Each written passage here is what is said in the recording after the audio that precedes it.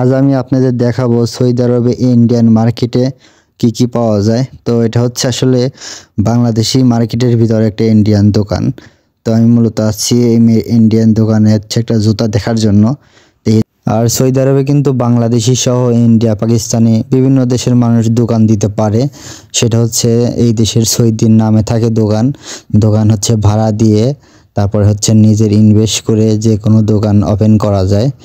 এখানে হচ্ছে ইন্ডিয়ান ভাই হচ্ছে এই দোকানের ব্যবসা করে, মানে স্যান্ডেল থেকে জুতা, তারপরে হচ্ছে টি শার্ট, সাথে আরও বিভিন্ন ধরনের জিনিসপত্র আছে। মূলত হচ্ছে যারা দেশে যাওয়ার সময় মার্কেট করে তখন এইসব বড় বড় মার্কেটে আসে, এখানে অনেক ভালো ভালো জিনিস পাওয়া যায়। তো আমি হচ্ছে বলছিলাম জুতা দেখানোর জন্য, তো জুতা হচ্ছে বের করতেছে। তো এখানে আর বিভিন্ন ধরনের জিনিস আছে, গেঞ্জি থেকে শুরু করে গামছা, লুঙ্গি সব পাওয়া যায় সৌদি আরবে। অনেকেই মনে করে যে সৌদি আরবে শুধু হচ্ছে বাংলাদেশ থেকে নতুন যারা আসবে তখন হচ্ছে লাগেজ ভরে সব জিনিসপত্র নিয়ে আসে। তো এখানেও যে সব কিছু পাওয়া যায় হয়তো বা অনেকেই জানে না।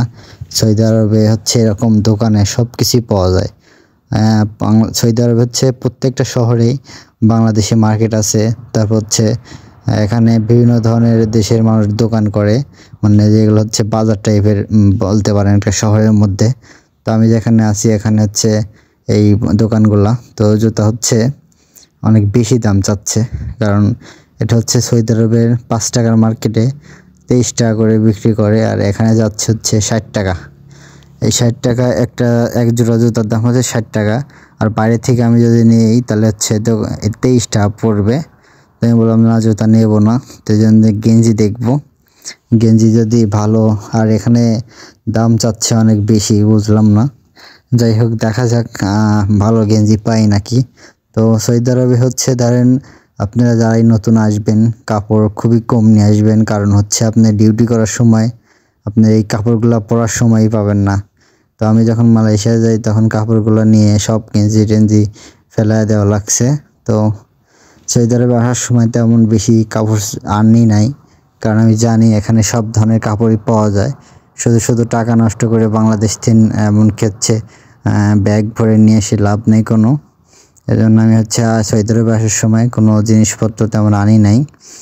যেগুলো আনছিলাম ভাবছি যে এগুলো এমন কিছু আনছি যেগুলো পরতে পারবো, যেমন হচ্ছে লুঙ্গি, গামছা এগুলা নিয়ে আসছি। কিন্তু হচ্ছে গেঞ্জি টেঞ্জি এগুলো বেশি আনি নাই, কারণ ডিউটি ড্রেস পরে থাকতেই সময় চলে যায়, অন্যান্য ড্রেস পরার কোনো সময়ই পাওয়া যায় না। এই জন্য যারা নতুন আসবেন তারা হচ্ছে বেশি কাপড় আনার দরকার নাই। যদি আনেন তাহলে হচ্ছে আপনার বোকামি করবেন, কারণ আপনি যখন বিদেশে আসবেন তখন এমনিতেই টাকা হাতে পয়সা মানে কম থাকবে। সেই সময় যদি আপনি হচ্ছে অনেক বেশি টাকার মার্কেট করেন তাহলে এটা হচ্ছে আপনি এক্সট্রা লস। এই জন্যই বলি কাপড়ের বেশি আনার দরকার নাই। যদি আপনি পারেন গামছা নিয়ে আসতে পারেন, লুঙ্গি নিয়ে আসতে পারেন, তাও এই দেশে সবই পাওয়া যায়। মানে মোটামুটি আপনি কিছুদিন চলার জন্য নিয়ে আসতে পারেন।